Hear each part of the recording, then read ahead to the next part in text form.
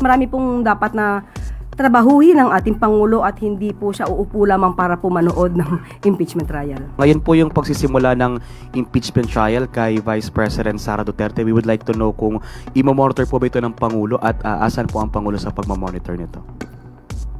Hindi naman po kailangan mag-monitor ang Pangulo. Malalaman naman po din niya kung ano ang magiging balita rito. Mas marami pong dapat na trabahuhin ng ating Pangulo at hindi po siya uupo lamang para po manood ng impeachment trial. May we know na lang po yung thoughts ni President Marcos for today's impeachment trial na yung kanyang dating kaalyado sa pagtakbo sa halalan ay masasalang po ngayon sa isang impeachment trial. Katulad po na sinabi po natin even before at nagsalita na rin po ang Pangulo sa kapihan, kung may kinakailangan pong sagutin ay dapat lamang pong sagutin. Kung kaya naman po na malinis ang mga pangalan ay dapat lamang pong gawin. Mas maganda pong humarap sa nasabing trial para po siya na mismo ang sumagot ng mga akusasyon laban sa kanya.